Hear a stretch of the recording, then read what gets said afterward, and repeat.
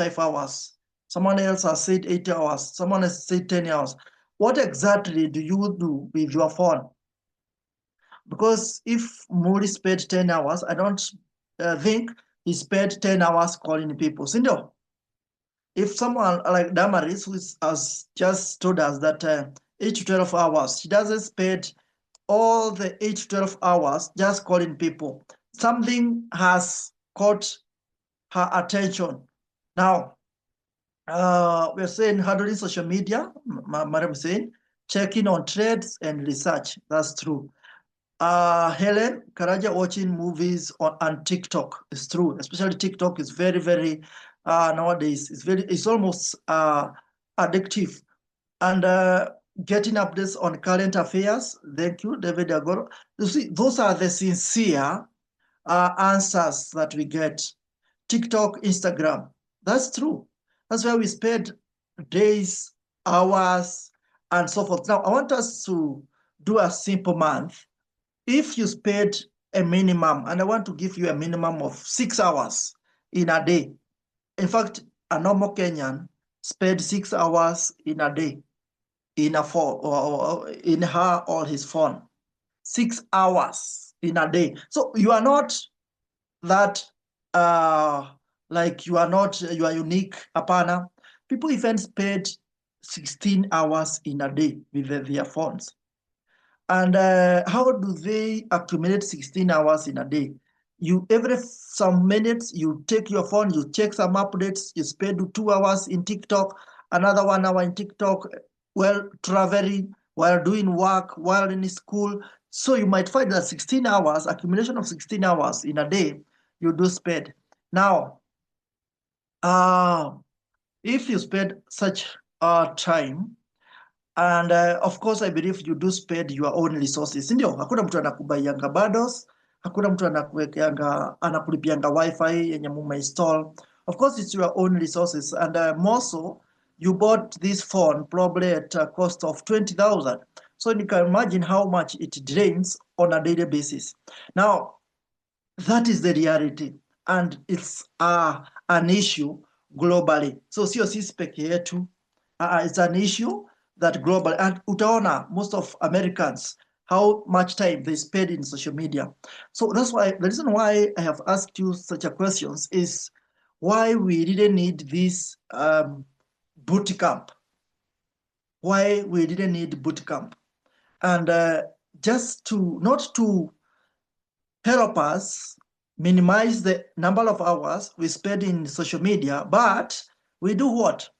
We try to do, now we shift on what we do, and we shift to, or we engage into constructive engagements with the social media.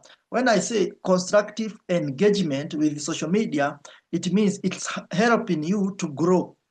I believe when you just spend hours on TikTok, I don't really think you are growing skill-wise. There's nothing wrong with that. When you spend 5 hours probably just watching the trades, I don't think you are really growing skill-wise.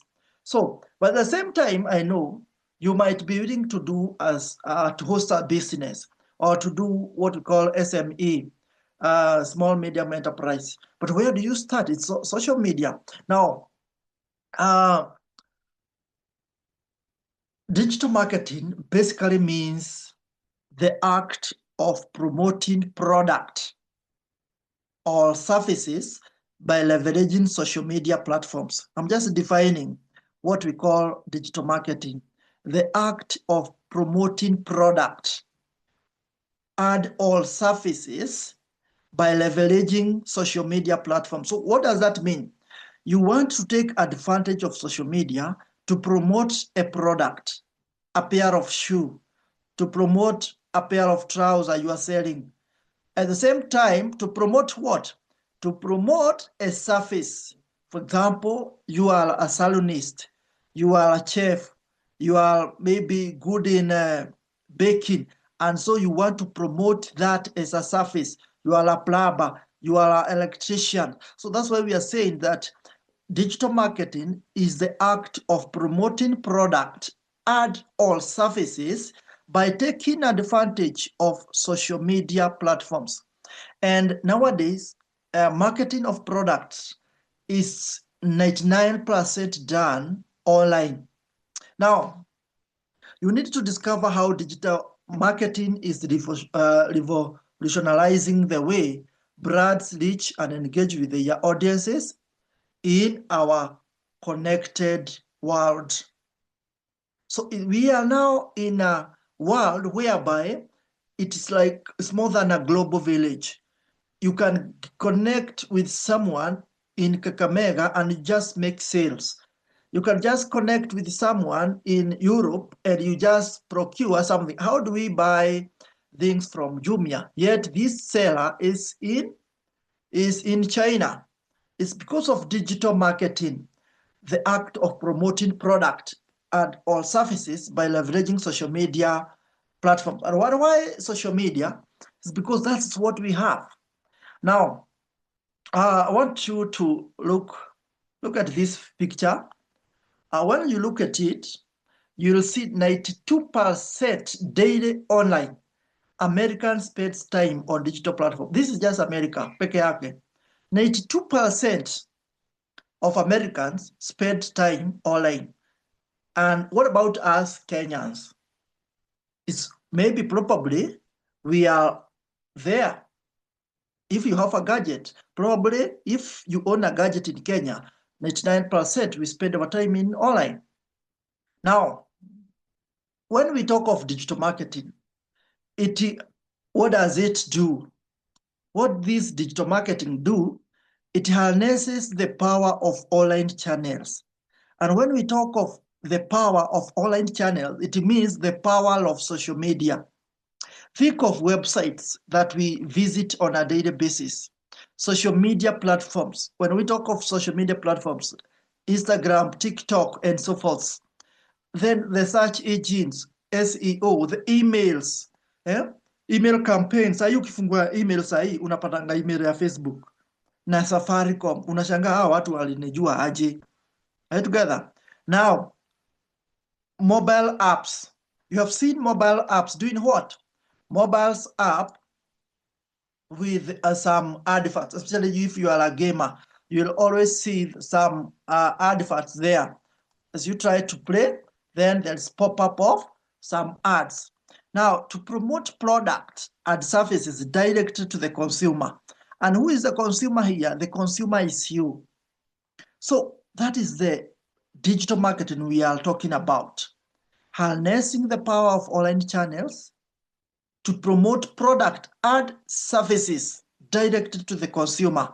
Today, you are a direct consumer to TikTok. Why? Because you have a TikTok account with them. Today, you are someone who has been selling products to you online. You are the direct consumer. Now, we want to not to avoid to be direct consumer, but we want to be consumer who is also harnessing the power of the social media. Now, someone, how did I know just another day I showed Speed was in Kenya, and the guy is making millions and millions on a daily basis. Right from being a YouTuber, he can make 5 million in a day just to stream. That guy, what has done is just to harness the power of, to him, he's just doing digital marketing because most adverts are playing on his accounts.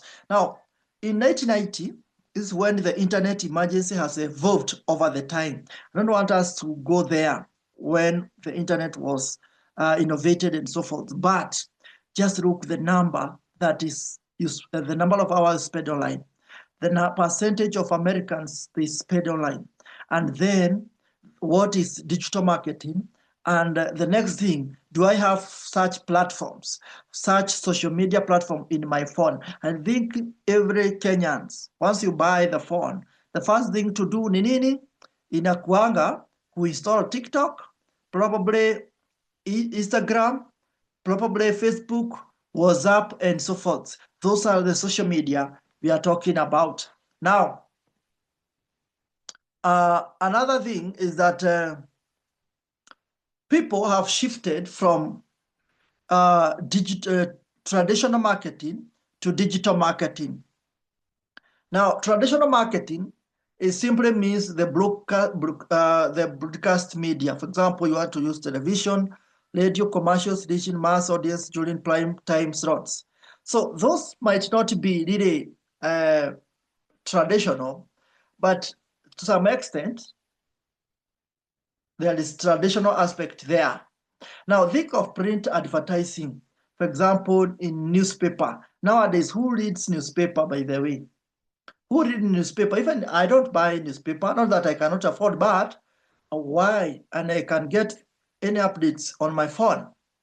And you talk of the outdoor and direct. These are traditional. For example, billboards. If you are in, let's say you live in Nairobi, and a billboard has been erected in Mombasa for Safaricom, will I ever see such a billboard? It will be pulled down by the time hata sijaenda Mombasa.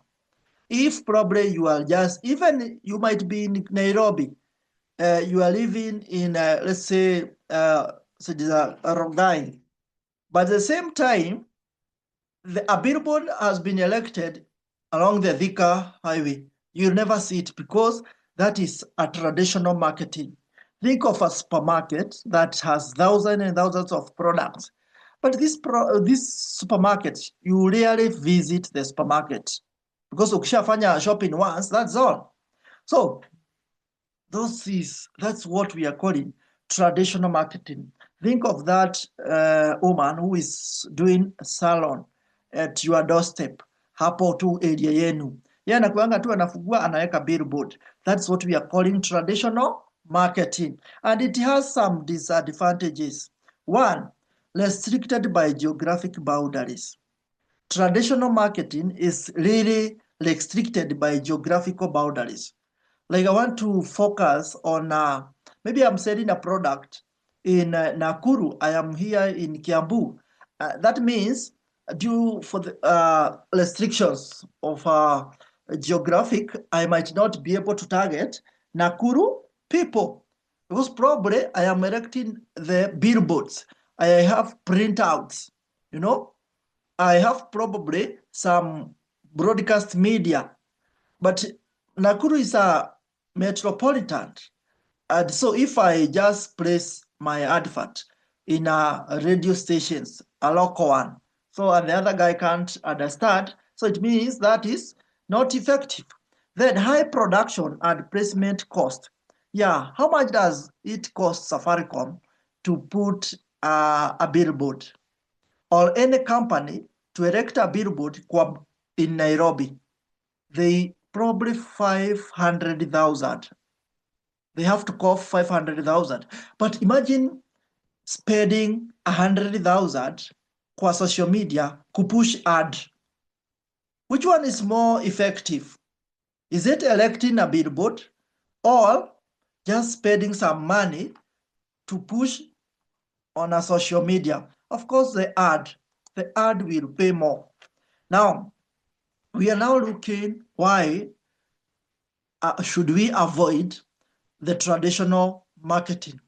Difficulty measuring true impact and return on investment. Yeah, it's really difficult to measure true impact and return on investment. For example, a supermarket can't tell how many people have seen this product, how many people have interacted with this product. Si tunaenda tunachukua product, tunafanya video shopping, tunaingia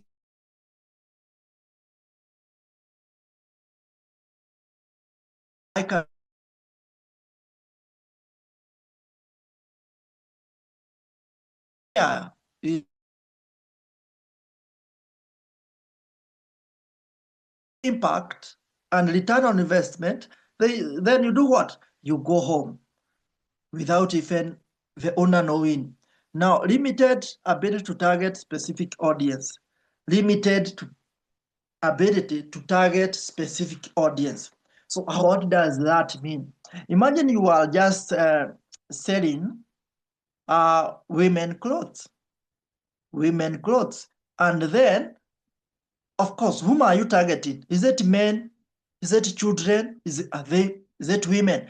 Of course, what are you selling? Women clothes. So you are targeting women. So your customers are women. So when you put, let's say, a boutique, everybody can just see it. Men, but they will never buy. Sindio? Children will just see it and they will never buy. And but when you put that on social media, you are able to target your audience. You can say, I just want women. And your ad will only target women. Right together. So those are the limitations that traditional marketing faces, but there are quite many. We are not limited. We've just said geographic boundaries. Cost is very high. There's no true measurement of the impact. And then what we are calling target specific audiences. Right together. And tutaziangalia moja kwa moja. Now, why do people prefer digital marketing? For some reasons. One of the reasons why people are now targeting and preferring digital marketing, one is because people have now owned smart gadget. If someone owns a smart gadget, and when I talk of smart gadget, I mean a phone, a tablet, a computer. That's a smart gadget. That's one thing that is making people to prefer digital marketing. If you have a phone, I can be able to reach out to you via WhatsApp, via text, via email, via just over my social media platforms. Are you together? Now, other reasons why people are preferring digital marketing is precision targeting versus broad audience. Now, digital marketing enables laser-focused targeting by demographics, interests, and behaviors, where traditional cast a wide net hoping to catch the right viewers. So, for example, and I'll take an example of someone who is selling a pair of shoes, to be specific, men's shoes. So this person has just opened a TikTok account and or a Facebook page. And in his or her Facebook page, he or she can just narrow down the audience, the targeted audience, anaweza select men peke yake. And because that is his area of interest, men. Now, on the other hand, a supermarket that selling pair of shoes haiwezi, inaweka tu hapo, inagojea anybody to come and buy. But how many people buy shoes on a supermarket? Very few. Now, another thing is, another advantage with digital marketing is real-time metric. Real-time metrics. What does that time mean? When you put status was up for business, or just the normal was up, you can see how many people have viewed my product. If you post something on social media like TikTok, you can see how many people have even commented. So real-time metrics, and you can reply to that message direct. For Facebook, it's even able to analyze your trades right together. Like delayed feedback. For example, if you are just selling things in a market, you'll never get feedback, and you rarely get feedback kwa sababu hata mtu anaogopanga kukuambia alibuy product mbaya kwako, so haezi kuambia tena. Now, another advantage is cost effective. Digital marketing is very cost effective. What does that mean? With just 20 shilling, you can tell people a lot about your product. Sindio? You can tell people, I have this product, I am just selling it. I have this product, I want you to buy. I have this product, I can A, B, C, D, and so forth. So it's cost effective. Now, and when we talk of cost effective, think of like someone also selling a product pale kwa Nairobi. How much does this cost to hire a single room for you to set up a business?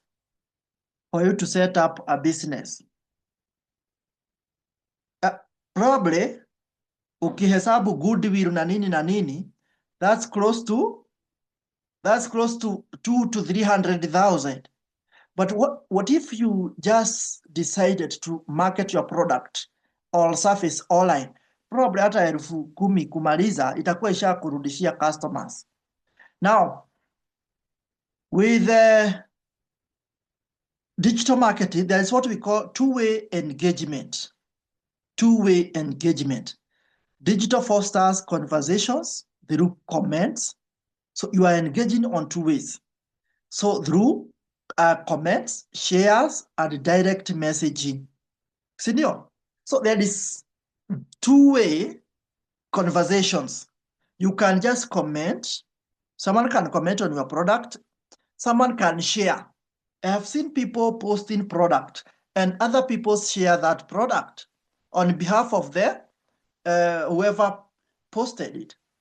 Then there's direct messaging. You can just assume, let me just message my friends.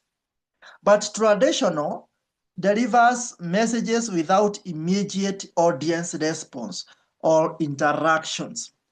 A hawker who is selling pair of shoes in Nairobi, anaziweka tu hapo, anawangojea. So I know many people do see that there is shoes being sold there, but there is no immediate audience response. Asipokukujia tu akuambie this is for you, inakufit, hakunanga ile interaction, si ndio? Na ukishamuignore. But what about online? Someone will just post a pair of trousers. Maybe probably you don't like it, but you comment something good. How much is it? That is positive to the seller. That is something that will make seller feel I am still in the business. Are we together? I'm just elaborating why we should still continue spending time in digital market, in this social media, but in a constructive manner. And so we need to understand one or two things. Why should I take my business to online? Because most people do struggle. I know even here, we are 14 of us. Some are doing businesses. They own like maybe gas, nini shop, nini. But how many businesses umecreate ya page ya Facebook? Umecreate ya WhatsApp for business? Do you post the catalog, the labels, and so forth pale kwa WhatsApp? Do you have a page for that particular business? Do all people within your maybe proximity kwenye unaishi, do they know your business, or they know ule Joroge wa gas, Kamau wa gas, simply because yeye amekuwa hapo kwa many years? Now, are you kind of a person, you left school just another day? Or probably you just left school another day and you are doing small business. Rather than just looking for capital, I think nowadays, the only business yenye inafaa ina target local sana ni butchery. Simply because maybe huwezi katiwa nyama ukaletewa online, but it's there. Watu wanaorder nyama online. But most people, of course, a butchery do thrive well kwa local businesses, sindio? Now, but if you are not in that business, the other businesses should be online. Now, let's see. Now, another thing why we need to take our business online is because in this, there is what we call a global reach and scalability. Global reach and scalability. You need to break the barrier of the geographic barriers. By having that phone, by having that tablet, by having that internet in your house, then nowadays you should be saying that I am not in business. You are in business. Now, digital marketing eliminates physical boundaries, allowing businesses to reach audiences across continents, time zones, and cultures simultaneously. Now, your website, social media, and online ads work around the clock. So it work around the clock, connecting with potential customers 24/7. That's very, very important. 24/7. When you put a post on a social media and you have posted that maybe 10 p.m. and you go to sleep, ni wewe umeenda kulala, your digital marketing bado inaendanga kukusaidia kuuza. And that's why when you post something on social media, TikTok, jioni 11 na ulale, early in the morning, how many texts do you find? You find quite probably 5 people asking where are you located, the price, can I get, can I see, can I do what, do you do free delivery? Simply because you went to sleep, but because you have embraced digital marketing, then digital marketing work around the clock, connecting with potential customers. Those who attended our webinar on Thursday, I was demonstrating, and I will still demonstrate that with Facebook, you can do wonders.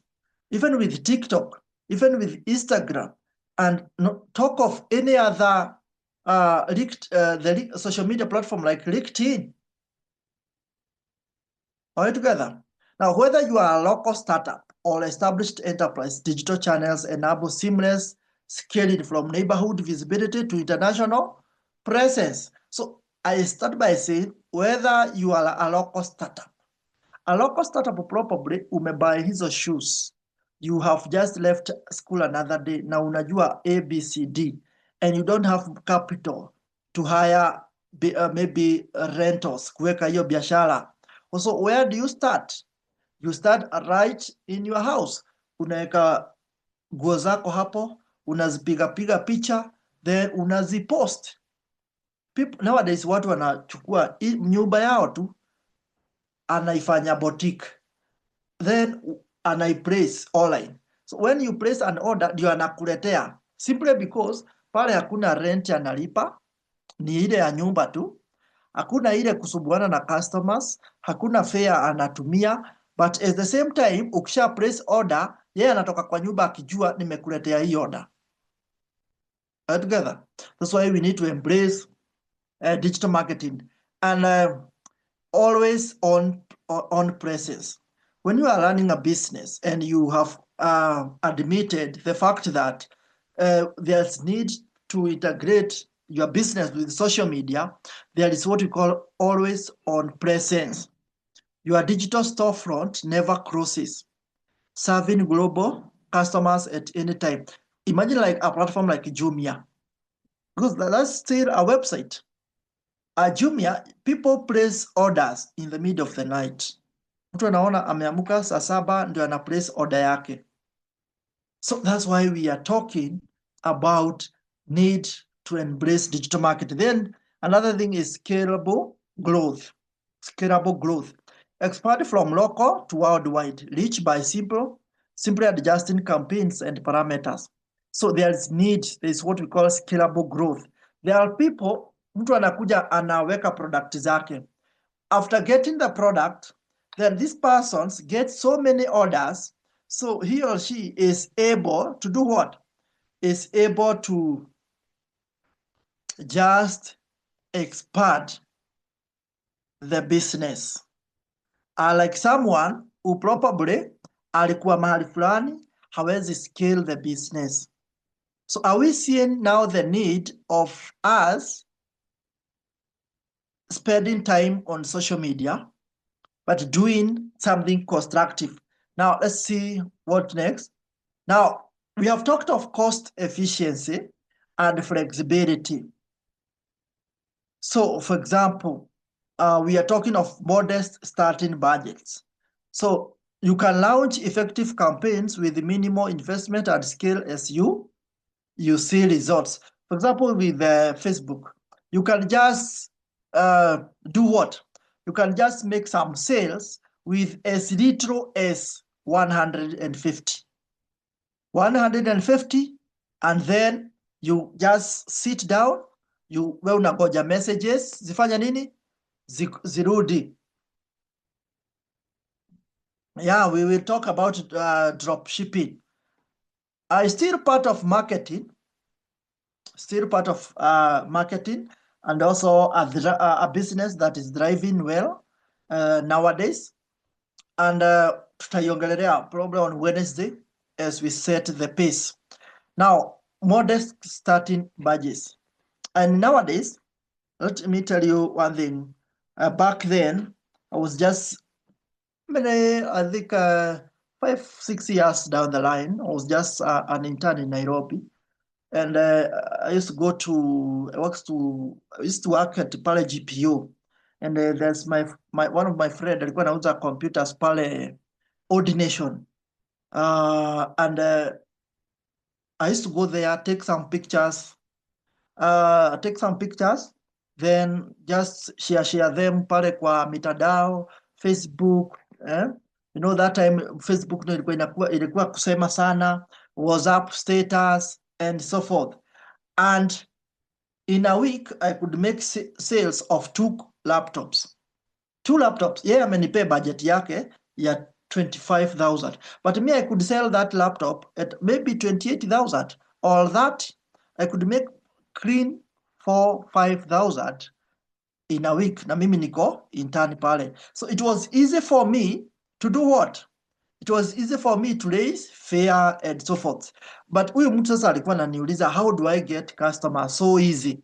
Na yeye anakaa hapo ana struggle tu, anawaita hawakuji.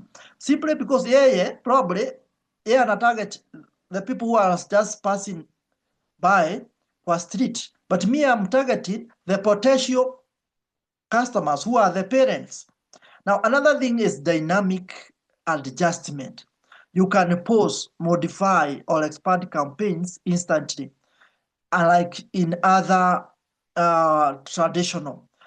If today you elect a billboard na ikuwe na makosa, your billboard, it has to be flagged down for it another one printed. But what if someone amefanya nini? Amepost something kwa social media, amerealize, badala niandike jina 1500 niliweka 15,000. So anarudi pale na anaiedit. Are we together? Then another thing is transparent pricing. In social media, in digital marketing, there is what we call transparent pricing. So what does it mean by transparent pricing? It means, for example, before you buy something on Jumia, unakuanga umeangalia price, unaona price inakufavor, then I should continue and buy. If you see something, maybe someone is selling a jacket, unakuanga umeuliza ni how much. So someone is advertising maybe some let's say salon, some plumbing services, electrical services, unakuanga umemuuliza na ukikuja ni ngapi. So you are already aware of the price. Na huyu hoka wa Nairobi, ukinunua kiatu, ukimuuliza ni how much, what do? They hike pair of shoes. Kiatu ni ya 500, lakini ukimuuliza ni pesa ngapi, anakuambia 1,000. Munabishana, anakuuzia 800. But hiyo kiatu ukienda uangalie online, you will find it's less the amount. And another thing here, so typical digital marketing packages ranges from, it is in terms of dollars, but sisi tutafanya in Kenyan shillings pale tukifika ni kwa practical. And the cost reduction is by 90%. 90% reductions. So you should embrace digital marketing in whatever activity you are doing. you are a student, you should not just imagine someone who is a content creator. Yeye anadepend wholly na digital marketing kupush the social media handles. Right together. Now, let's see. Now, another thing why we should embrace digital marketing is measurable results and data-driven targeting. I said in what if you are selling children's clothes, whom should you target? Should you target young people? Unauza maybe nguo za watoto, or let me take an example, uniform za shule primary. Utatarget youth ama utatarget parent?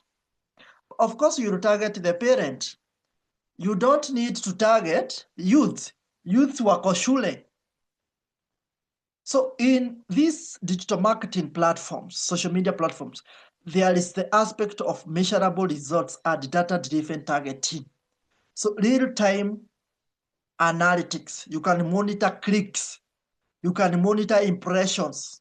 I think people pale kwa LinkedIn, Facebook, and any other social media, unapendanga kuona, did I create the impressions? How many clicks, likes did I have?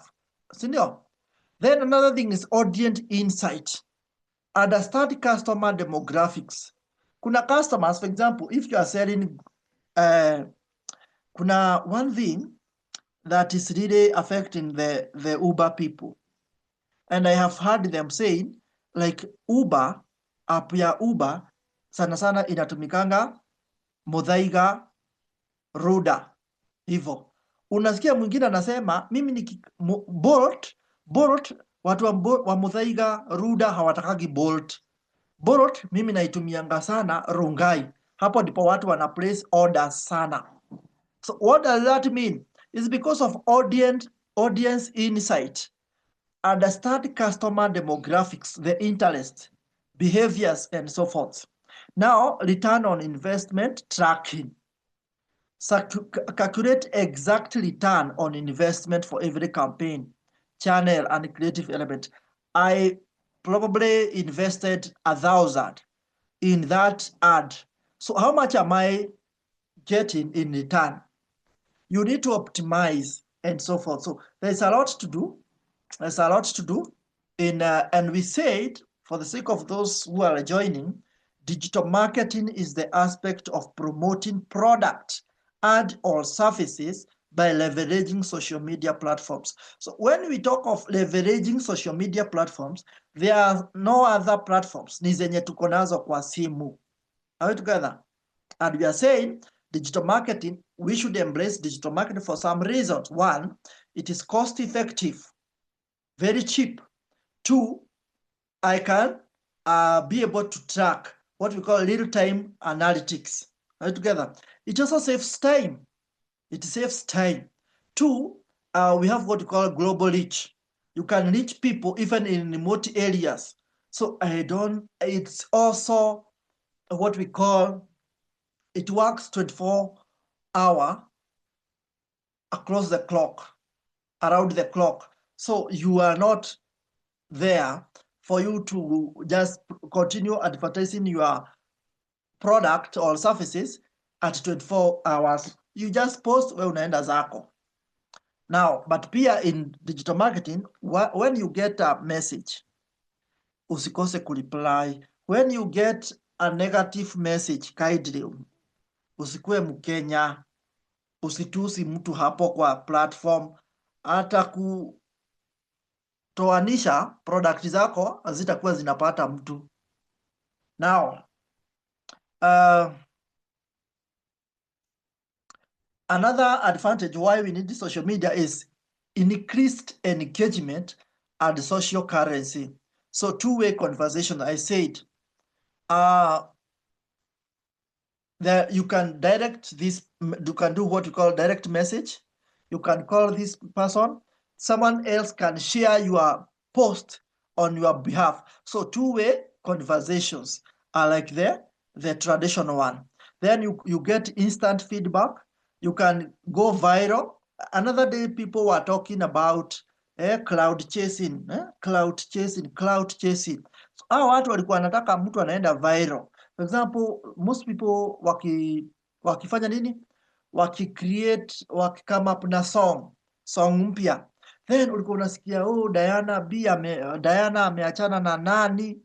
So ama kitu fulani imewafanyikia. So kila mtu ana shida kusearch. Ana shida kumsearch. Na nini anapata? Anaona ngoma yake mpya. Anamsearch a new song. A new song. So that's how people used to call it cloud chasing. Yeye anataka make many sales. Now, another thing is brand advocacy. Yeah. Customers become vocal promoters of your products. So there are so many people, you might be consuming products that were maybe promoted by someone else. But for example, today, I just want to use an example.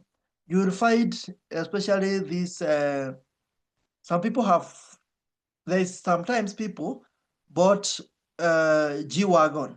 Hii gari inajiita G-Wagon. Why? Because kuna time Jeff, huyu wa Citizen, Jeff Koinange, alikuwa anaidrive. So many people start buying that Mercedes G-Wagon simply because someone else is just driving it. So that is a brand advocacy. And you become a promoter of someone, or maybe is a product, then wewe unalipwa. Now, another advantage of digital marketing is improved conversion rates and return on investment. So customer finds your product through targeted ad or search. Kuna ad mingi huonangi, by the way. There are so many ads hidden from you in social media. For example, if you are a youth, huonangi, you are 20 years or maybe 18, 19. Kuna ad huonangi kama za watu wenye wanauza nguo za watoi, simply because you don't have a family. But someone who is 25 hapo 30, how wanaonanga hizo ad sana, because those people potentially they have family right together. So there is that aspect of discovery. Then na si wewe kutaka kuiona, inakuleteanga hapo kwa screen. Ndio maana unazionanga sponsored na haitokaki kwa screen. Ukirefresh 1 minute 2 minute tena ina show up. Ukienda kwa YouTube, you just watch you are just streaming or watching something, and then there's that ad, na siku hizi huwezi skip kama some seconds hazijaisha. Then there is what you call considerations, reviews, product details, leads, reviews, compares options. And for example, Jumia is working on this very well, whereby you buy a phone simply because it was rated very well. Sindio? You probably go to a certain salon, you hire some, maybe someone, you hire some services because ameritiwa vizuri. Then decision is what we call decision. Clicks, buy now or sign up with minimal friction. Hizi ziko kwa social media sana. People buy your products. Even nowadays, we can just subscribe to your channel na tunalipa kitu kidogo, si ndio? Then there's the aspect of conversations. Complete purchase or action within seconds. And that's why we started by, I don't know whether the majority of us here managed to attend AI for graphic design. And we said in social media, what do we consume? 99% we consume graphics, images, and videos. That's what we are calling graphics. So when you talk of digital marketing, you should be a good graphic designer. So, and I believe this week, Pia, hata kama attend the other class, we will have time to take you through Canva. Because, for example, I am a plumber. I want to tell people, just call me. I need to post that on my status. I need to post my phone number. I want to tell people that this is what I offer. Right together. And kwa nini nisiweke kwa status? Kwa sababu kama niko na watu 200, only 50 people who view my status. Na akisha view on a daily basis 50 washa kujua. But what if I just place an ad on social media pale na nipate like 2000 likes? That means out of 2000, I'll know I'll be contacted by few people. Now, that's what we call improved conversation rates and return on investments. Why is it digital marketing essential? One, global reach, we have said. The phone, the platforms work 24/7 without geographic limitations. If you want to target people in Nairobi and you are living in Mombasa, you will. Cost saving, precise targeted, measurable impact. I think I said about this. Now, when you want to start your journey, what should you do? Yeah? When you want to start your journey, what should you do? Invest smartly in the right channels for your audience.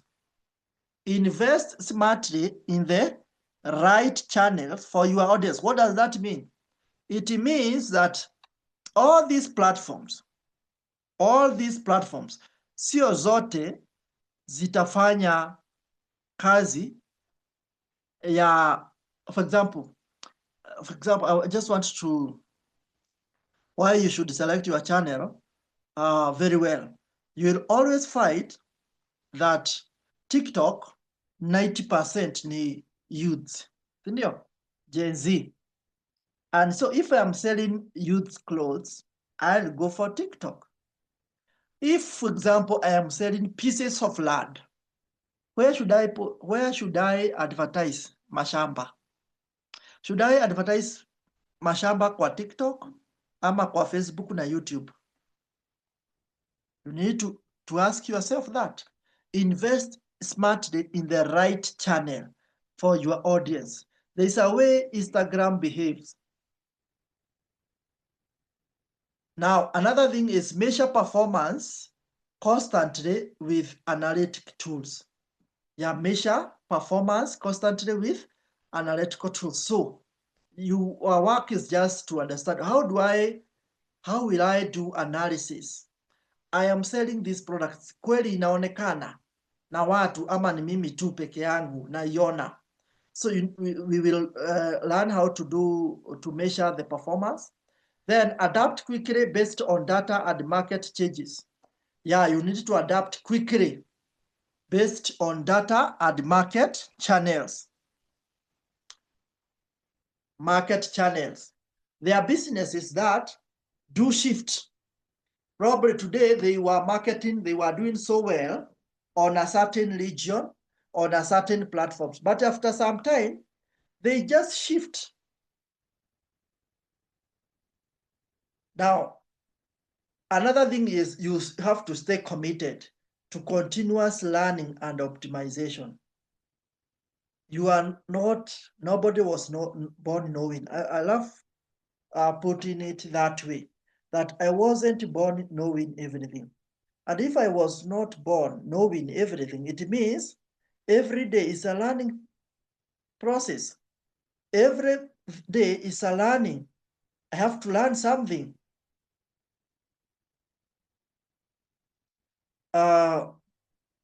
So when we talk of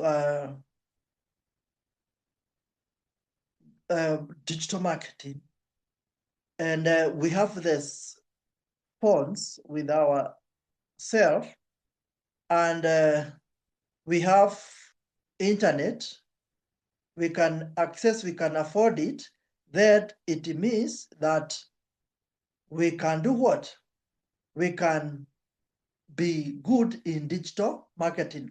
I have seen so many businesses today that will engage you to market on their behalf. For example, Naivas. Don't think like the owner of the Naivas ati ni yeye anafanyanga marketing. Hapana, he has hired so many people to do that. In Jumia, si mwenye platform, maybe hata mwenye platform hata hajui nini inaendelea.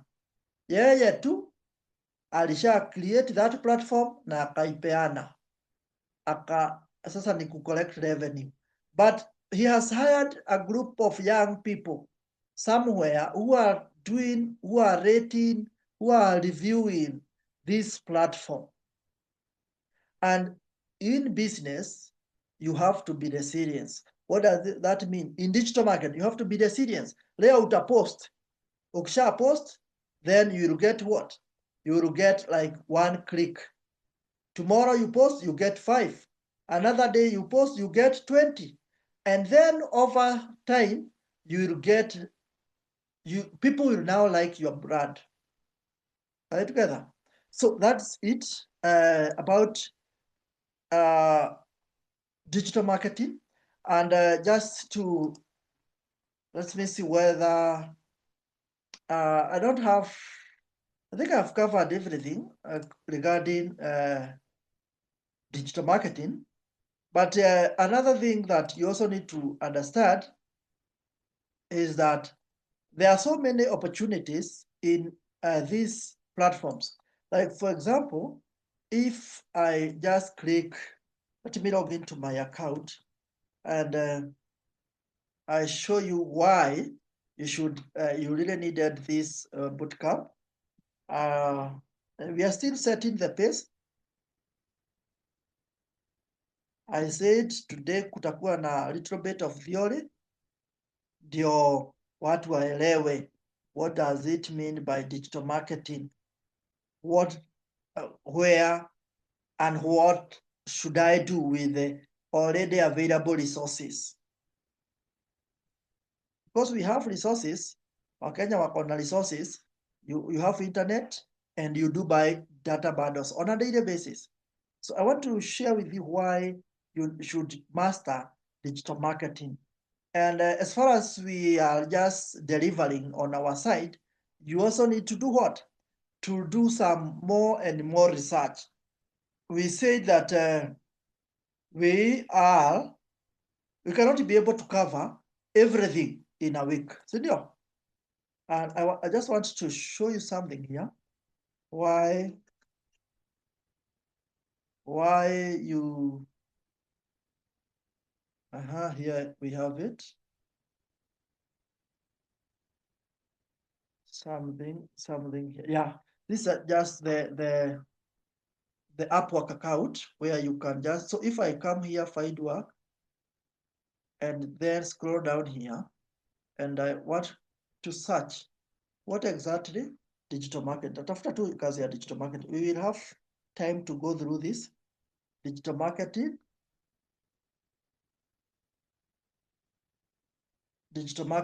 and lead generation strategy.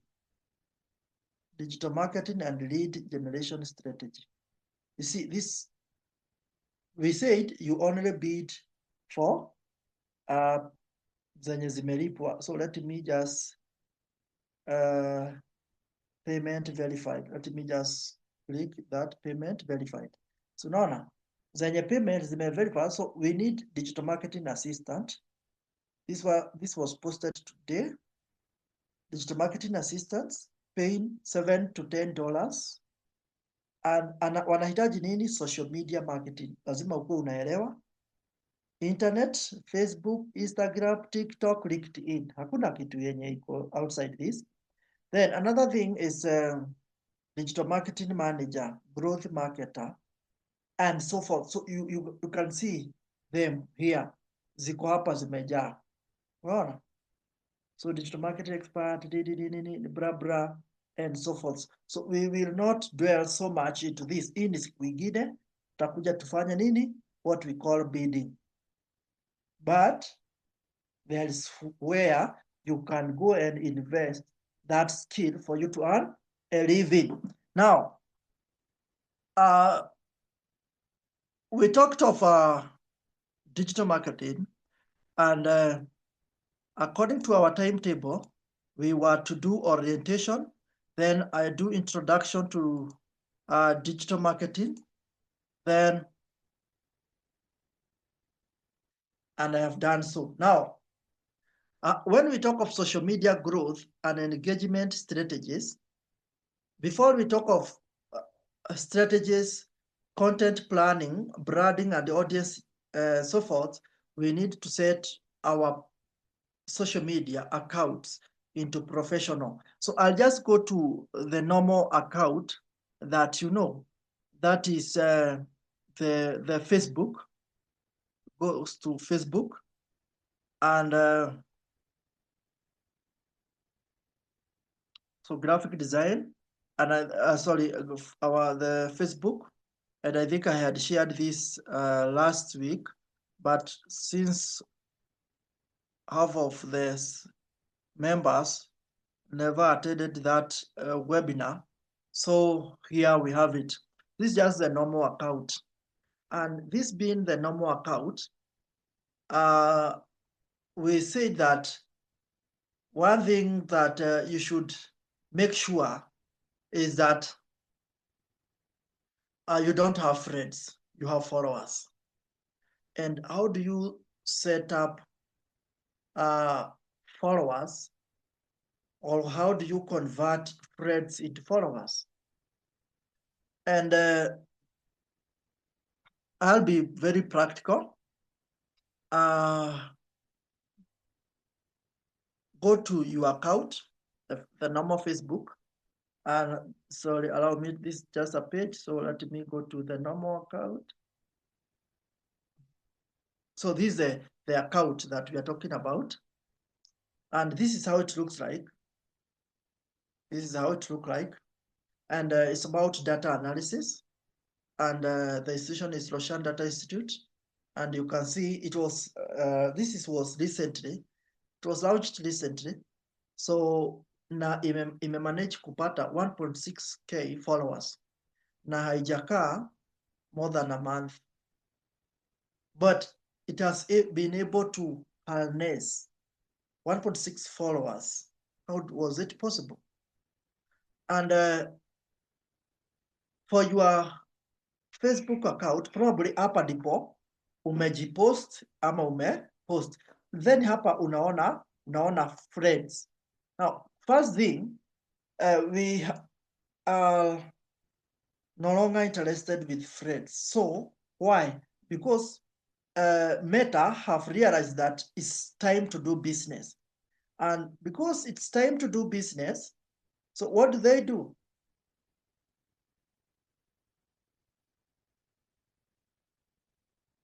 So what do?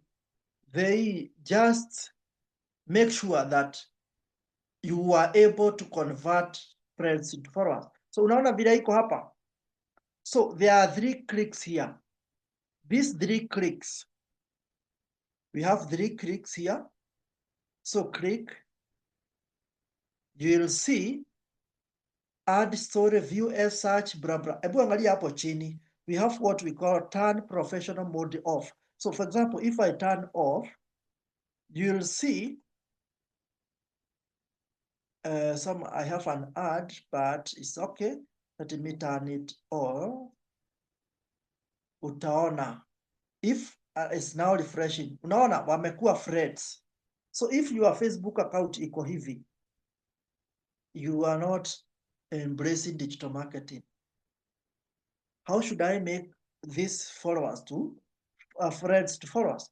Enda hapa kwa 3 dots, and you see ikiwa hivi, saa zingine hata inakuwa gumu to run an ad. You cannot run an ad. So unaona zimepotea. I cannot be able to boost, I cannot be able to do what?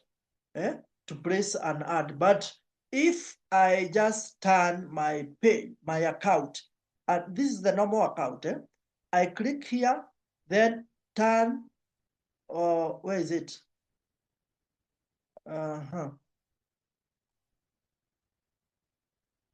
It has disappeared.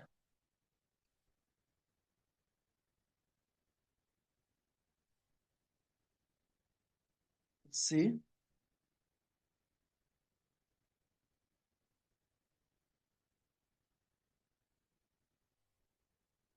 So let's see whether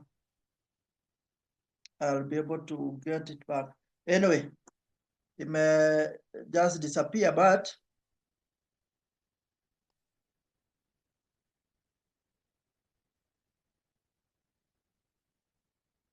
so just a minute.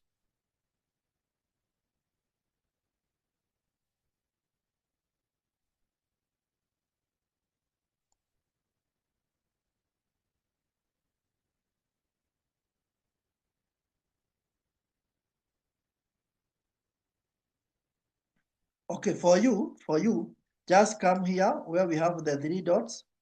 You'll just see turn on professional mode somewhere here. I don't know why it has just disappeared.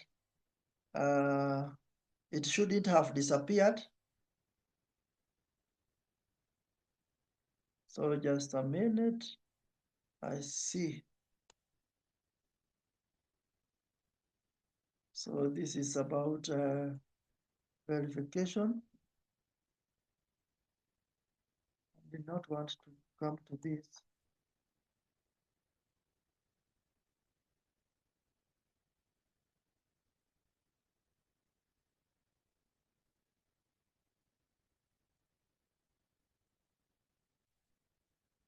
So Facebook.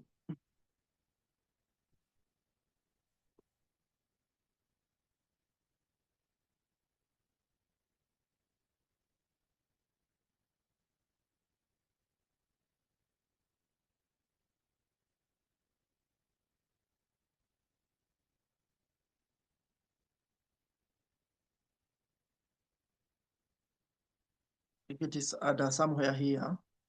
Who can post on your profile, who can see, hide comments.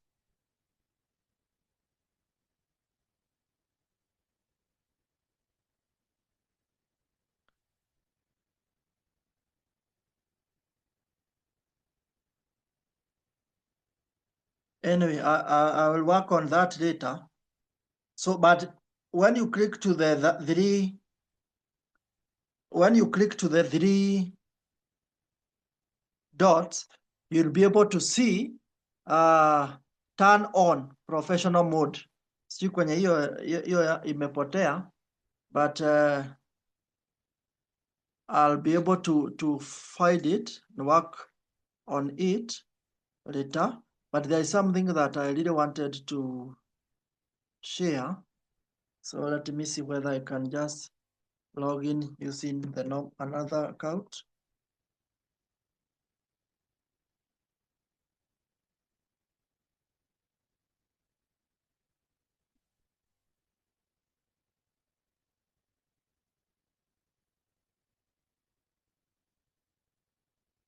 Just a minute.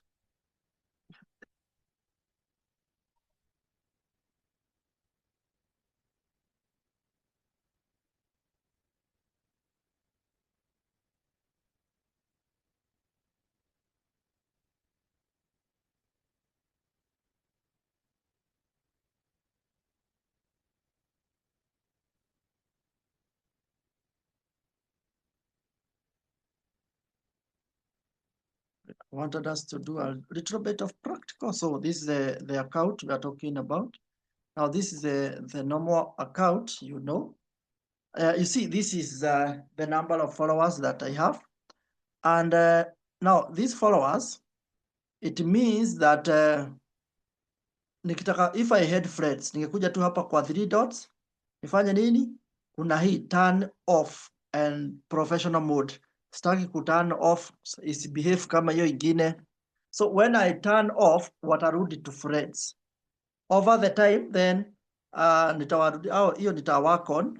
Now I wanted to talk of something here that we call pages. You see, in our Facebook, if you go to the settings and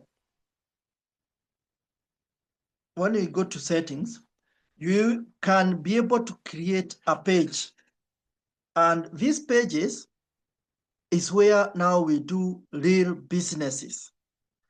And you see, when you have followers, before I go to pages, unaona ukiwa na followers, you can be able to do what? To create an ad. You can be able to create an ad. You see, you can be able to create ad. but kama ni friends hautaona hii. That's why in the other account it may disappear. Now I want us first, there is what we call Facebook for business. When you are just searching something, Facebook, let me hide this floating. So when you talk of Facebook, there's what we call Facebook business. So when you search, you see here, we have Meta for business. Meta for business. Unaona hii ya kwanza hapa. Ukiscroll huku chini, you'll see business.meta.com, Facebook, creators Facebook.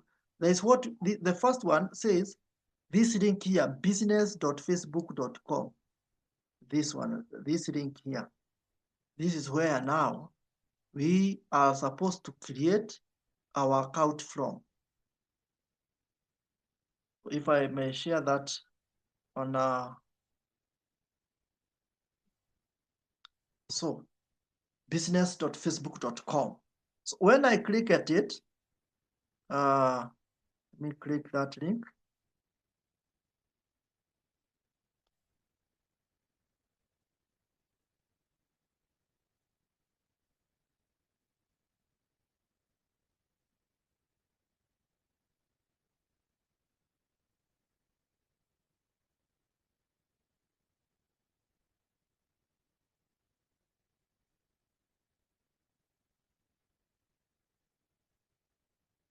Kuna vile ninakimbia sana na staki the steps. So this is the normal account. Wacha niende hapo. Ndio hii account. Now in our account, ukiclick settings and privacy, you just click settings. Just click settings. Down here kuna mahali utaona what we call pages. So when I click pages, then you will see profile recommendation. See if your profile is eligible to be recommended to people. So issue electoral and political ads and so forth. Facebook badges, branded and so forth. Now let's see. I just want to do what? Let me see whether first I'm eligible, profile recommendations, and so forth. So you can see hata kama uko eligible for monetizations. I always see if you are eligible to earn money from Facebook. Now, but first, let's first explore to see whether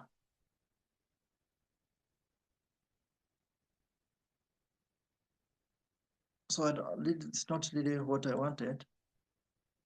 Just wanted, yeah, this one here. So when we talk of insight, we talked of digital marketing, that we can see how many people am I engaging. So na nimesema unaenda tu kwa settings, privacy and so forth. So for example, insights here. You see, this is the trade we are talking about. The last 28 days, I have not been such active. So unaona inaenda inashuka, inaenda inashuka hivyo. And the last 28 days, I was able to reach 1,826 people. Na hapa sijaekelea hata above. But I was able to reach 1,800 people. And how was it possible? It's because of digital marketing. The act of promoting product or services by leveraging social media platforms. Then we talk of the earnings. Okay, I have not monetized this one. So currently, here sina, because this one is the personal one. Now, what about the interactions? You see, there is a day from January 6 to January 11 hapo. There was a day I interacted with people. Unaona hiyo interactions ina hike hivyo. And this is the normal account. I'm not active with this. So when we talk of digital marketing, we can be able to analyze. We can be able to come up with the reports. We can be able to do ABCD. So this is what I meant. Another thing you can see what kind of audience are you targeting. The audience is 4,929 total followers. And this one, you can see it has been increasing on a daily basis, hivyo hapo ina stabilize. And the good thing with Facebook, and I can be able to do what? This is what I'm talking about. So kuna hawa niliunfollow and so forth. Then about the gender. See, 24 to 34. Those are the people that are engaged most. 18 to 24. But you see, watu wenye ni 65 plus, 45 to 54, I don't engage them sana. Because me, what I do, I deal with youths. Trainings are youth. So that's why you are seeing 25 to 34 equal very high.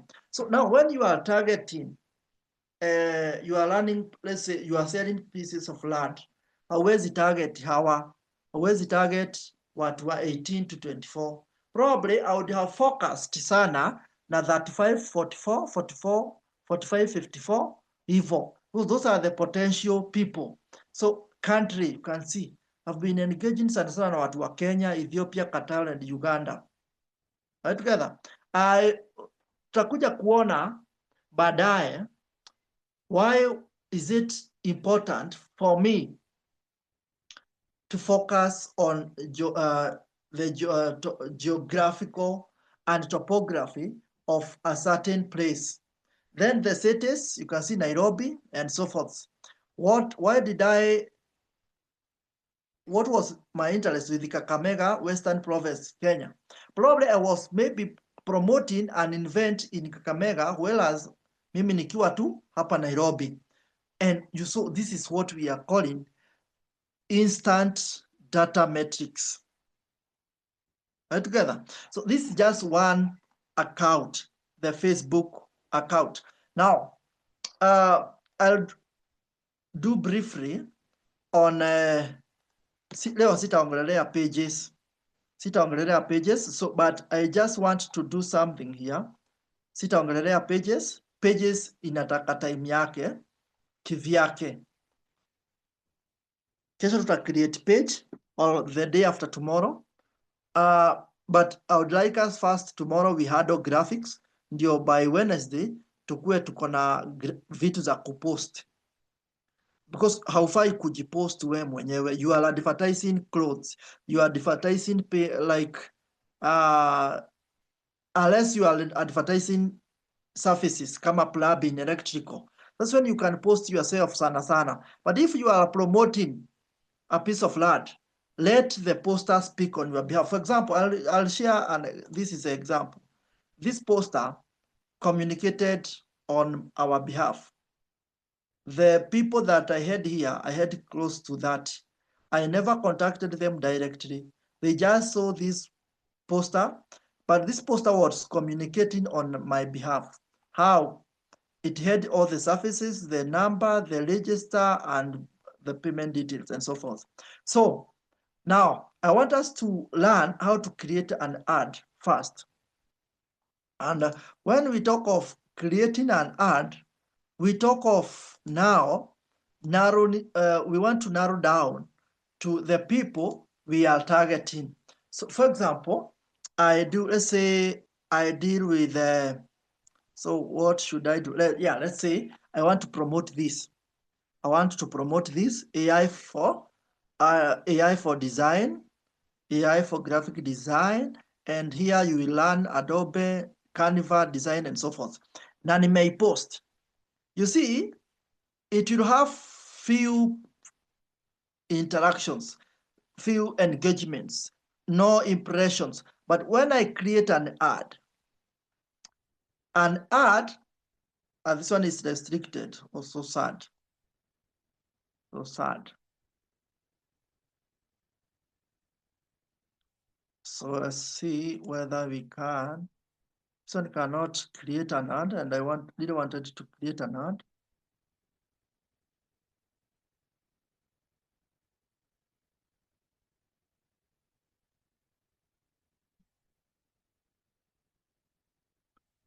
Just a minute, I just check the other.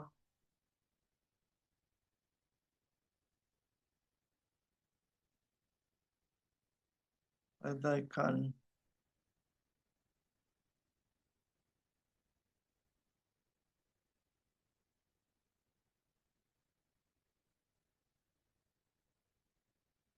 Sometimes do Facebook misbehave. They just restrict you for no. I think I have been using this to train. So sometimes I create ad, I delete, I create ad, I delete. So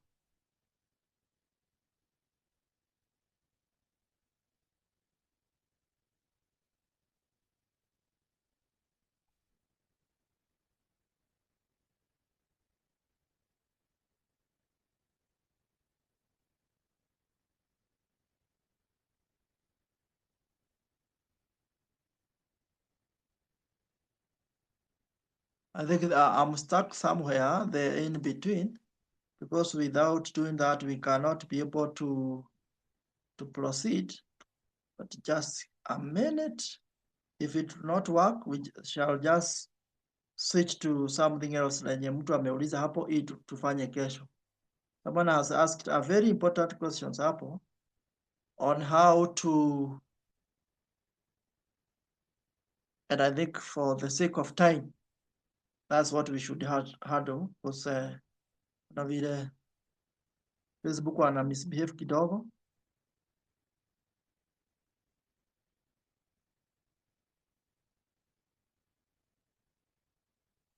So let me just handle the question that has been asked here. And that is, can we tackle one assignment at the Upwork platform? So now when we talk of handling an assignment, what does that mean? Because ama ulimaanisha aje when you say that we tackle one assignment?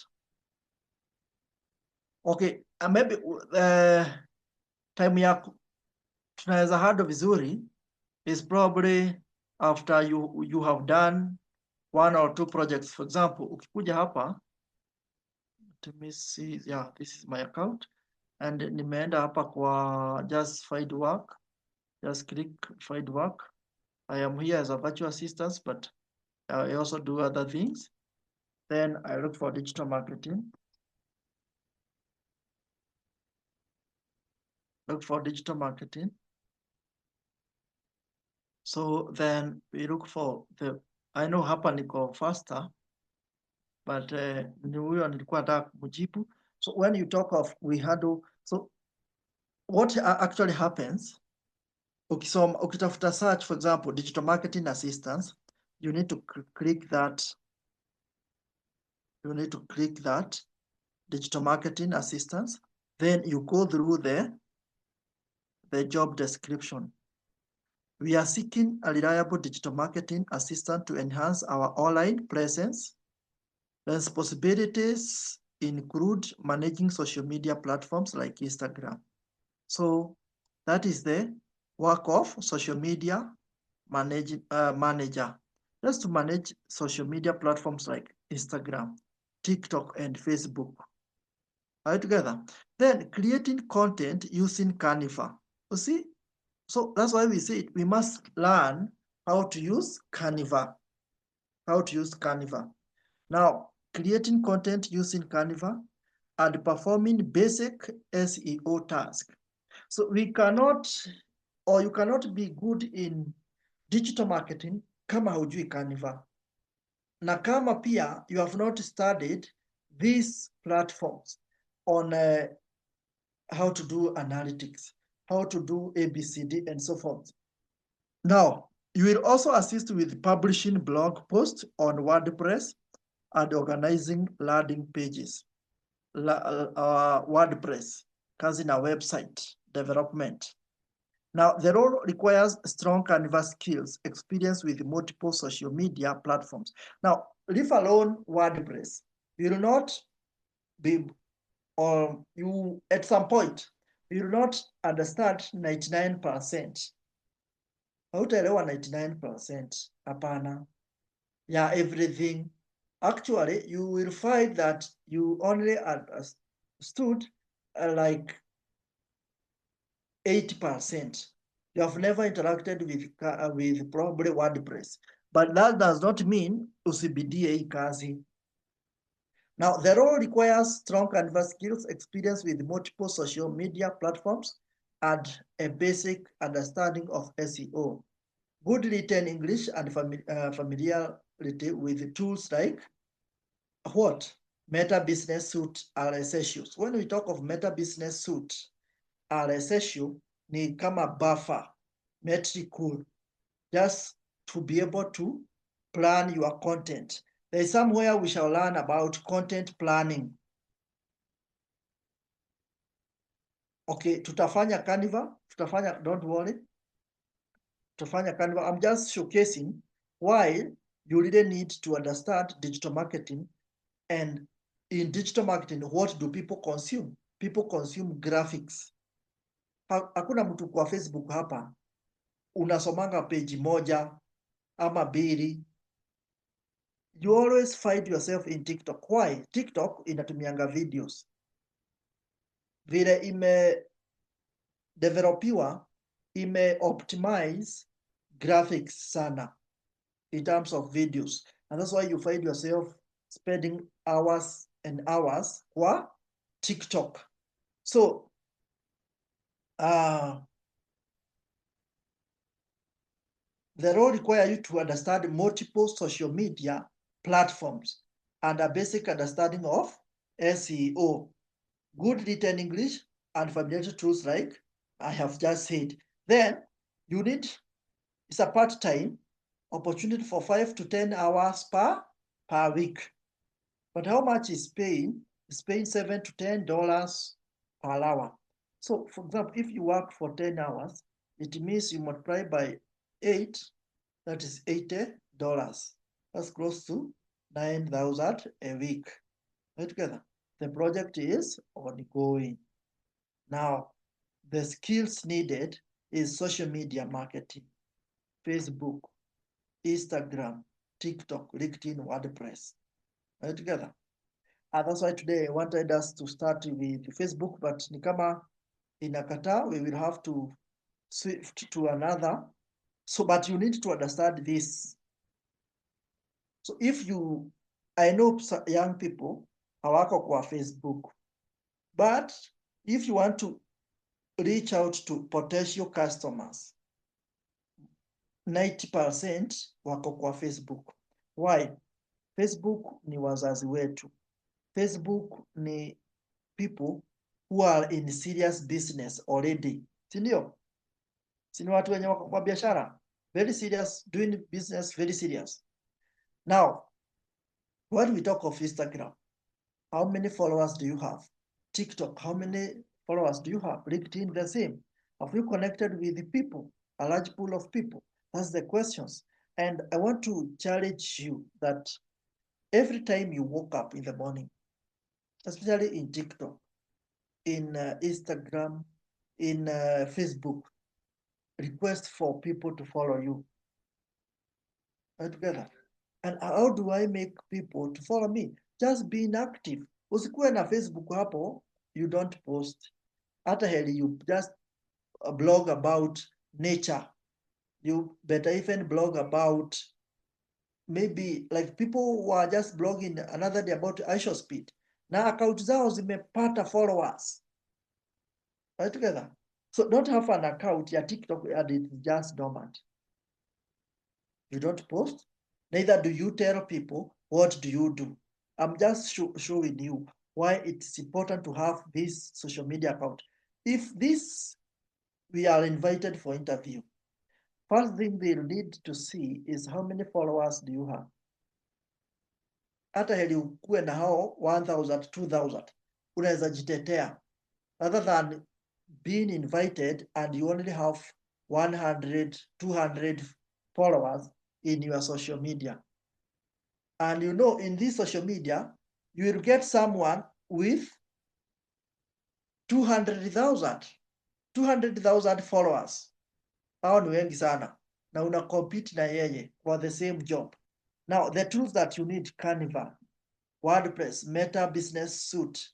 We have Flutter, we have Buffer. I think last week tulifanya hii na tutairudia tena. We also have Metricool. We will do WordPress. We will do Canva. So you'll see that there's nothing different here. Na unaona yeye ana interview watu wa 17. Together. And that cuts across all job opportunity. Hakuna hata tukiliki hii, you'll still see what do they need. They need you to plan, execute, do something to do with Google Ads, Meta, Facebook and Instagram, LinkedIn, and so forth. Digital presence and brand management. We have just said they need digital presence, traffic growth, deliverables, is to manage paid ad campaigns, optimize digital presence, and so forth. And see, this is paying $13 to $45 per hour. And what are the skills? Facebook, social media marketing, internet. Do you understand about Meta, LinkedIn, TikTok, and so forth? Now huyu hajaanzisha interview. So I think we will have enough time tukishaelewa graphics, especially those people. So you cannot just go to your social media and just create a post that is not appealing. Why do people spend hours and hours kwa Instagram? It's because Instagram inafanya nini? It's all about photography. It's very nice photos, very nice images. People go to Instagram just to peruse. Na ndio maana unasikianga Instagram iko na class yake. Like kuna brand. Kama kujenga brand, Instagram is the best. And these are tools that we have. Not that we don't have. We have signed up to these social media platforms. And so what is the reason now spending hours and hours qua social media? Is it able to answer that question now constructively? That you have been doing the wrong thing.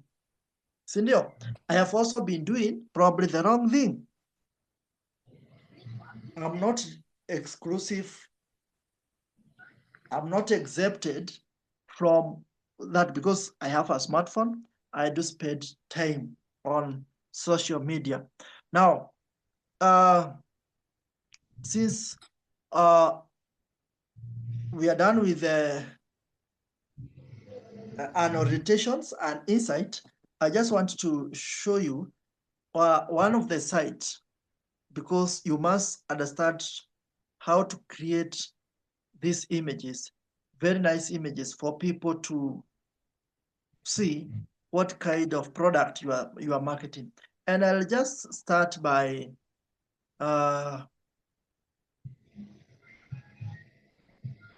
showcasing one of the sites we call Poster My Wall. We did not cover it back then. So if, for example, you want to create very nice images za watu wa subscribe to your channel, people to buy your product, there's one site we call Poster My Wall. Canva tutafanya kesho. This is easy marketing for busy people. Easy marketing for busy people. And what it does, it has 300 plus, over 1 million templates. And it's free online poster maker. Absolutely free. Hautalipa anything. Online poster maker. For example, unaona hizi za church worship experience. These are made out of Canva. Poster My Wall. And where can you share them? Hata imekuonyesha hapo chini. Pinterest, Facebook, Instagram, YouTube, and so forth. Now let's see. This site is very simple. So for you, we click to Poster My Wall. So let me share the link here. So that you tomorrow during the day, you can practice. So we call it poster by wall. And it works similarly to Canva, but this one, unlike Canva, whereby you are limited to, or you are restricted to using some templates. For this one, you can use any templates, but inakujanga na watermark. But hiyo watermark tunaitoanga. So I'll just click it. For me, I have created an account with Poster My Wall. So it will go direct to Poster My Wall. Now here, what can you do? You can create a design. You see, number 2 is marketing ideas. Marketing. Then make images, write a caption. That's what I want us to focus on. Create a design, marketing ideas, make images, and so forth. And when you look on the left-hand side, you can see we have, and we can create with an AI. But before we go there, is it an event? Do we want to promote an event? Make your event a success. Maybe it's an event about GBV, an event about maybe a rally, an event about probably you have been told to push a campaign against or on that. Then is it a social media post? Is it an Instagram? Is it a TikTok? You see, whatever thing you want. Is it social media made easy? This is where social media made easy. And is it an email? Probably you want to write a very nice email. So you need email templates. Is it about content planning? But this one, itaenda nini? Itaenda, you will be, content planning means kwa siku fulani unaweza schedule content to post itself on a certain or on a particular social media platform. But for us, hatutafanya na hii because this one we have to upgrade. But for the other one, we will have to use template, free template, and tutasoma buffer. And so you can design anything of your choice. So here, when I click poster my wall, it will get the home page. So my stuff, I have designed a number of posters. So itanipeleka kwa my stuff. So for example, I hope it is loading. So you can see I have designed a number. So for example, there is this one that I was pushing back then. It was an event. It was on 22nd of March near Kitambo. And there was just this musician, we all know him. And it was very easy for me to do so. Now, and I have also created some. You see, creating such a nice poster can take you 2 to 3 weeks using Photoshop. You maybe hujaizoea. Now, maybe hata huna gadget, but this one, poster my wall, you just need a phone. So with the templates here, with poster my wall, we have so many templates, free templates. And when we talk of free templates, you can design anything of your choice. So you can see, is it about Valentine's Day? Do you want to, we are now heading to Valentine. So you can start blogging about Valentine. So when I click, for example, Valentine's Day, I'll get thousands and thousands of templates about Valentine. And all these are posters for Valentine and so forth. So if probably I come here and I need a template about church, probably I want to support my church, and I'll get all these thousands and thousands of templates here, quite many. and so forth. And you can see these are 361,000. These are what mtu hawezi maliza, si ndio? Even an year. So if I need for food, is it for a restaurant? Probably I need a menu, and here we have them. And you can see how nice they are looking. So it's upon you now to choose one. Now I want to narrow down for if maybe zenye natafuta hapa sioni, for example, sioni za salon, sioni za plumber. So where do I go? But before we go to that, you can design using AI. AI background remover. So you can see an image na utoe hiyo background na AI background remover, AI images. So you don't have to just design from scratch. You can design using AI. So AI writer, maybe it's a clip. So you can just add subtitles. You can just talk of AI voice. Maybe I just want to create an advert whereby I am advertising my hotel or my salon, but I don't want people to hear my voice. So I can use AI voice. You can also use poster my wall to market. For example, do you need a social media marketing? Is it an event? Is it an email campaign, digital signage? Think of content planner. Na hii tutasoma sana hii content planning. Is it about school, non-profit? So for example, non-profit, when I click non-profit, probably is it an NGO? Is it marketing for your non-profits? Is it a non-profit organizations or so forth? So for example, feed homeless, Friday, blah, blah, blah. And I can design free design. So nikukiliki tu hapa na inanipeleka kwa hizo free fundraising poster templates, or probably is it for maybe, see, unaona vile ziko. These are what you have been seeing kwa social media. Mtu tu anakuja hapa anaichukua, ana customize, then anatengeneza moja.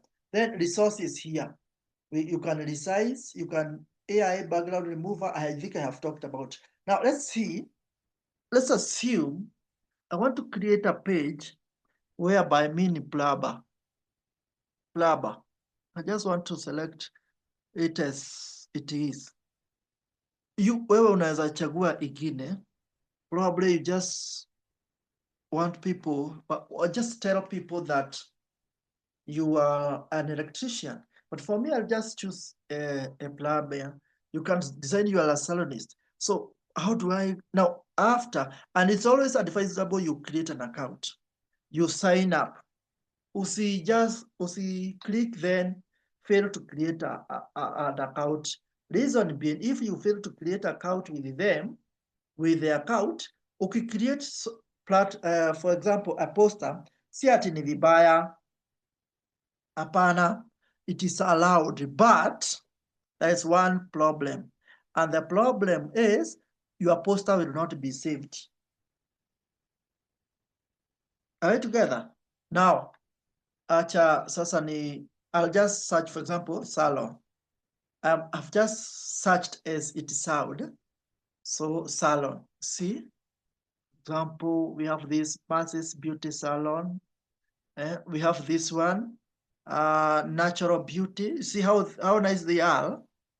And we revamp this. Designing such a poster, using a Photoshop, it can take you some weeks. Kusoma, kuinstall, and so forth. I'll just search salon. I'll just search another simple one. Plugins. We were searching about plugin. So plugin.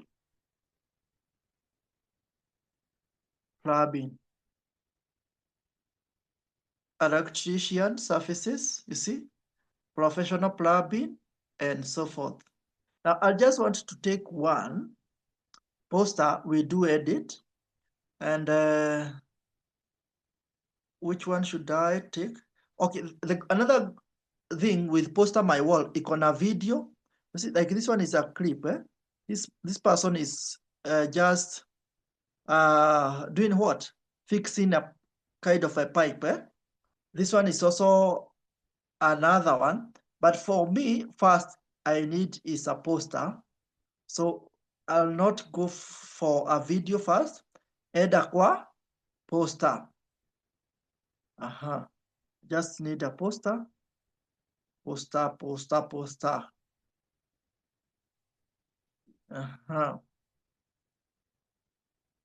Yeah, let me click this one. So it's upon you to decide which one looks best. Gani na kufurahisha. So this poster was designed by anaitwa nani? Design Dazzle. Alikuwa anajiita hivyo. Na it is 5.5 by 8.5 inch. So we can edit this. We can edit this poster because it's absolutely free. We say this platform uses what we call templates. For example, this was designed by Dazzle. So if we redesign it, we can download it kama ni yetu. Now, before you edit this poster, it's also good to study some tabs here. Ukiangalia the right hand side, left, you can see my uploads. So this is for people who feel that Canva is not working for me. I need more better poster my wall or posters, or probably poster my wall is not working for me. I need Canva. So you can upload. When we talk of my uploads, unaweza toa maybe, of course, when you are designing such a poster, we don't expect you upost na huyu mzungu. We expect you umejieka hapo, si ndio? Or probably you have generated an AI image. Are we together?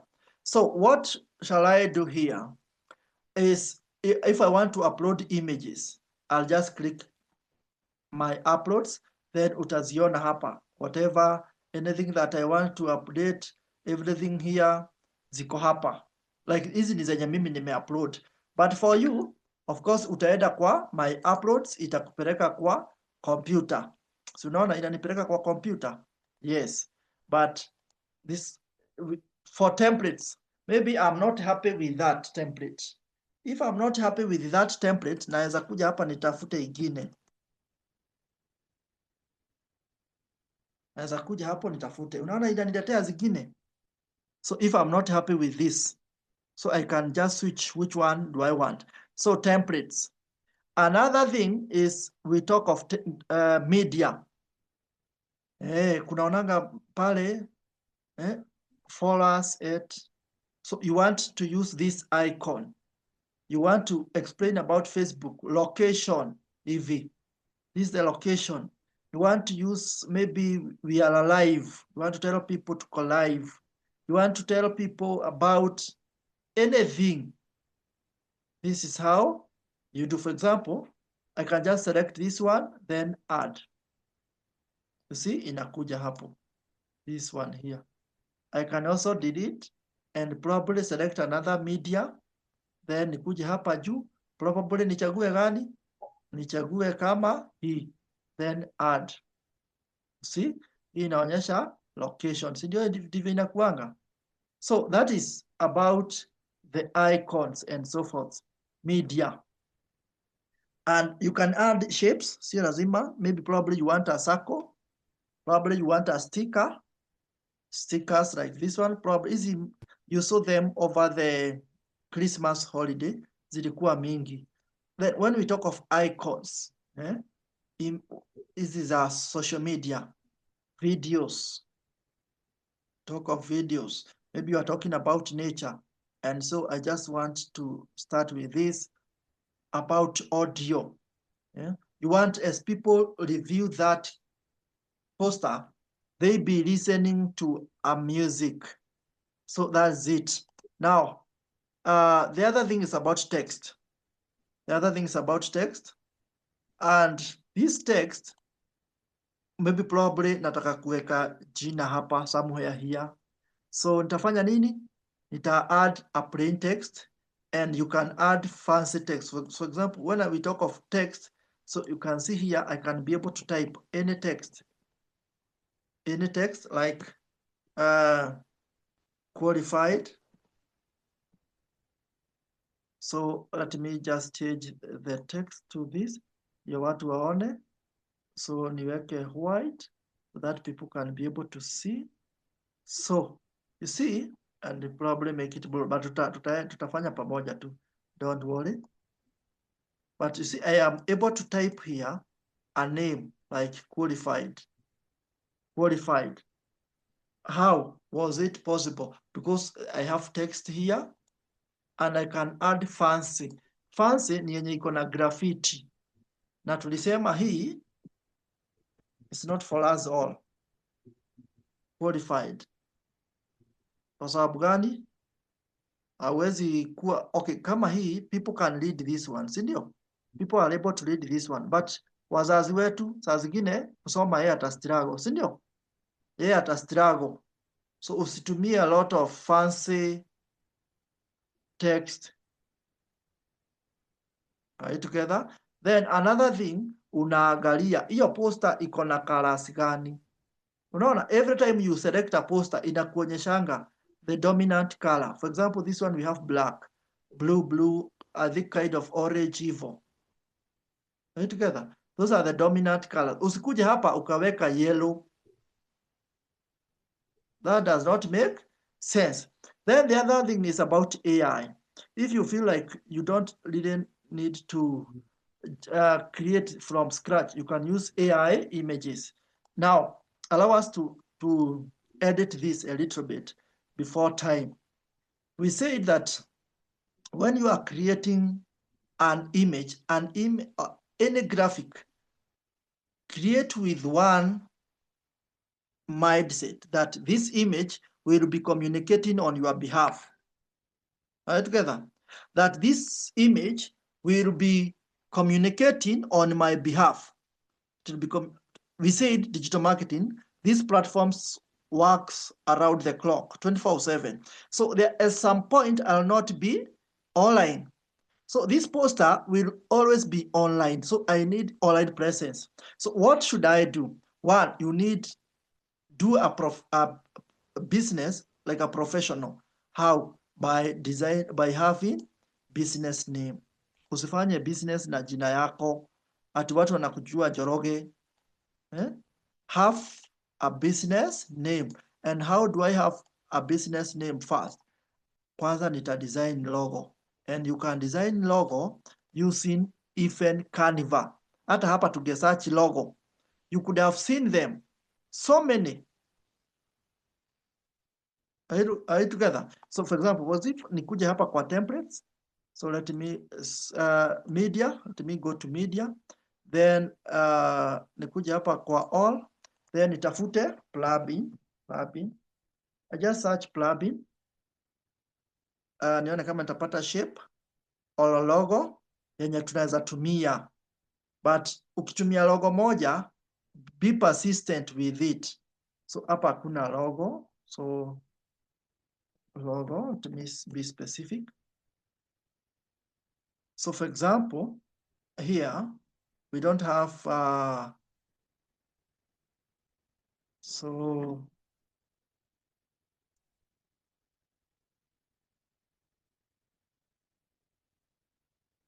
I just needed a logo that but logo tuta design. I think here hatuwezi ipata, but for you can see for him he has designed a logo. Unaona hii logo amedesign.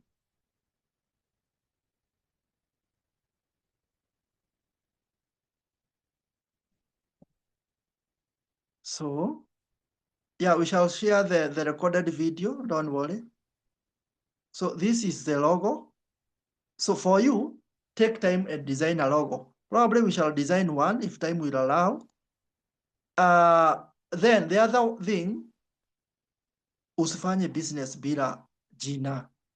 Usifanye business na jina yako. Are we together? Look for a business name. For example, huyu tumpatie jina gani? hii business tuipatie which name?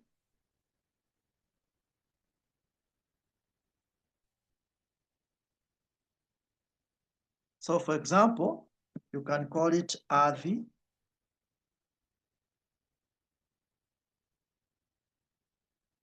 plugin. So I have just taken a simple name, Ardhi plugin. So maybe yeye anajiita hivyo, ajulikane na jina Ardhi plugin. Make it bold. So don't start a business kwa social media na hujulikani. Maybe yeye anajiita Ardhi plugin, then ameka logo, then need a plugin services. So blah blah read. Let me, I think I should zoom for you to see what I'm doing. So yeye anajiita Ardhi plugin.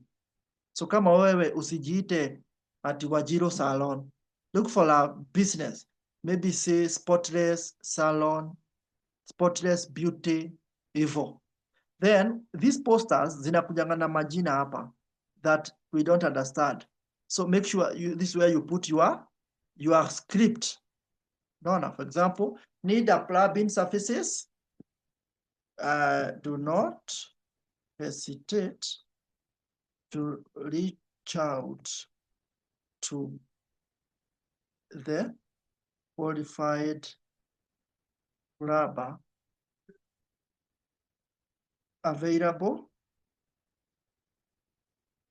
24/7. That attack can make people to buy your services. All together. Then another thing we talk of when we are designing is be natural. Usitumie such images za wazungu.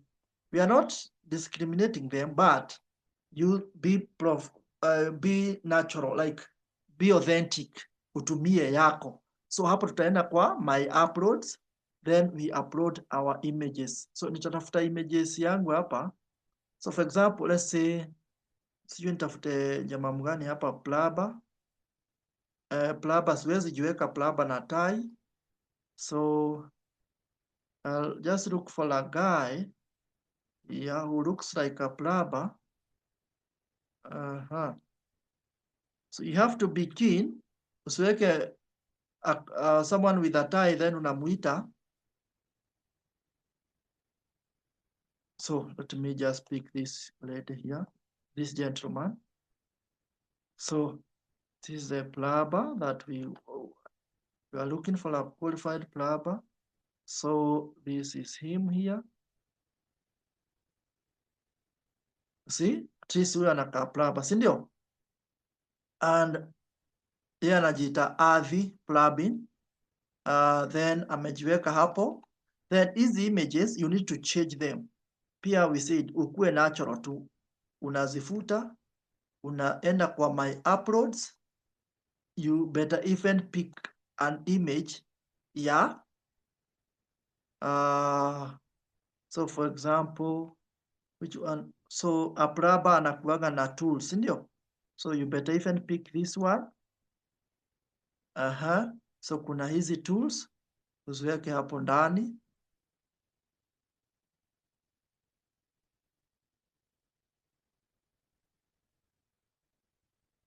No, but this one color haionekani. So I just choose another one. Let me just pick. I'm just looking for just templates. Na kama huna, you can just search for them. So we can AI generated. This one we will have to upgrade. So I don't know whether we have images. I really don't have images for. Let me just pick this one. This one looks so hii inaonyeshana tu maji. something to do, like, let me change the background a little bit. Yeah, see? So here you can see we have water droplets, for here. But I'm not discriminating that the fact that, but be real, maybe hapa unaweza kuwa umejipiga picha ukifix. Wacha ikuwe ni wewe, you are doing this job, isikuwe ni mtu mwingine una advertise. Then the other thing we talk of, organize your work very well. For example, hii sasa kuna vile nafaa kusonga. So best surfaces we provide. So if you want to move this content, you just hover. This is my pointer. Unaipeleka tu hapo juu. You'll see what we call the placeholder. This placeholder ndio ina select hiyo jina. Best surfaces we provide ABCD. Now there are things that you should focus on while creating. Number one, kindly focus on surfaces. Are you together? Focus on surfaces. And wacha ni type hapo kwa number one. When you are designing logo, number one. Number two, name of your business. Usifanye biashara bila name of your business. Number three, surfaces you provide. Surfaces you provide. Number four is contacts, and probably the location. Are you together? Those are most important.